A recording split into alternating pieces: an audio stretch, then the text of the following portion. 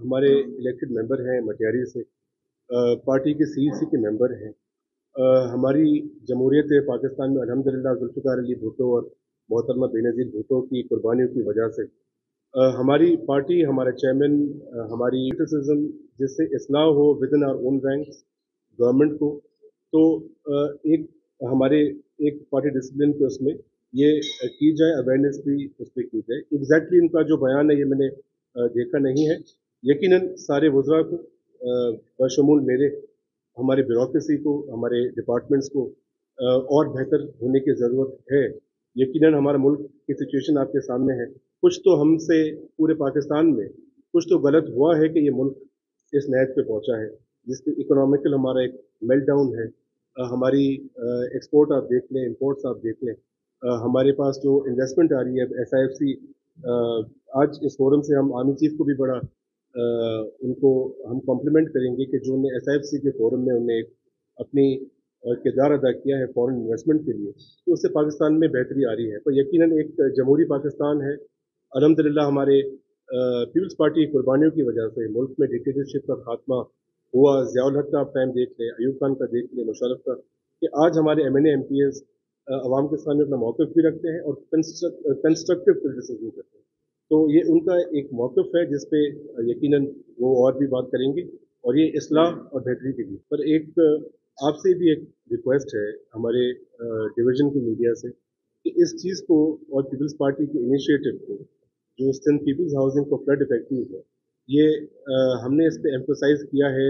वज़ीर आला ने अपने बजट स्पीच में भी, प्रेस कॉन्फ्रेंस हमने की जाके वहाँ पे, कि दुनिया का सबसे बड़ा हाउसिंग प्रोजेक्ट है। इससे पहले नेपाल में हुआ था, और अभी पूरी दुनिया का सबसे बड़ा प्रोजेक्ट है ये।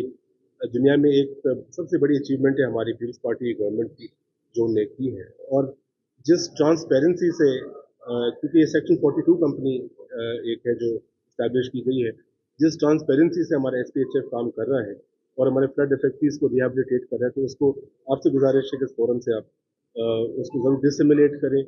हमारे यहाँ भाई ने बात की कि हमारे जो पॉलिटिकल साइड के अगर कोई लोग इन्वॉल्व हैं कब्ज़ों में या सपोर्ट करते हैं, तो आज मैं आपको वाज़े पार्टी पॉलिसी आपको बता रहा हूँ, गवर्नमेंट पॉलिसी बता रहा हूँ आपको as a spokesperson of the government, कि ज़ीरो टॉलरेंस है। अगर आप हमें आइडेंटिफाई करें, अगर मुझे भी आप बताएं हमारे पूरे डिवीज़न में कि कहाँ कहाँ हमारे नालों, हमारे नहरों पे, हमारे वाटर बेड पे इंक्रोचमेंट है, तो इंशाल्लाह ताला उसको हम इमीडिएटली खाली कराएंगे। जो एक मिसकंसेप्शन है, और वो एक, इसमें किसी की गलती नहीं है, ये एक टेक्निकल साइड पे है कि जो रिहैबिलिटेशन डिपार्टमेंट है वो डील नहीं करता इन घरों की रिकंस्ट्रक्शन के हवाले से।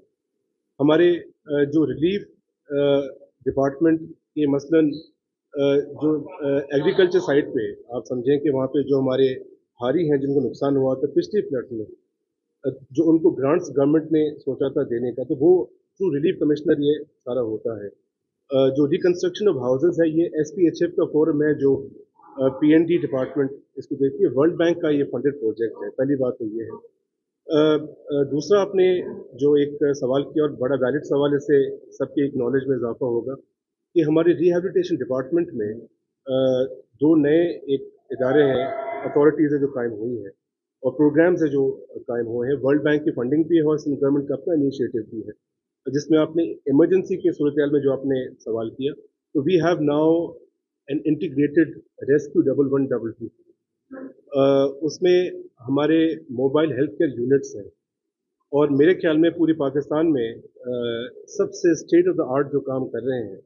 कराची की अगर आप ले लें मिसाल, एक छोटी मिसाल कराची में ले लें, तो जो हमारी Sindh integrated emergency health services हैं, उनकी जो पैरामेडिकल स्टाफ है, इवन जो हमारा वाटर रेस्क्यू है, अर्बन सर्च एंड रेस्क्यू है, तो रेस्क्यू 1122 फ्रंट लाइन पे हमारा एक इंटीग्रेटेड सिस्टम है जिसका कमांड एंड कंट्रोल सेंटर है। हेल्थ डिपार्टमेंट अपनी जो होती है इमरजेंसीज वो वहाँ से राउट करा के हमारी टीम्स वहाँ पहुँचती हैं। तो ये इमरजेंसी में तो 1122 का हमारा है ही है।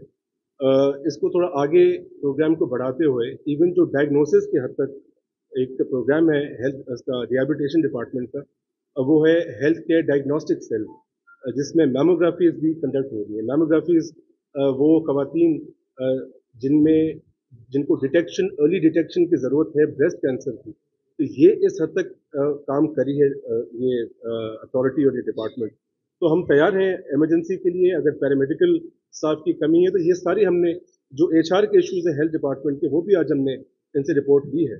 تو ان شاء اللہ تعالیٰ ہم ہر رسپانس کو کمبیٹ کرنے کے لیے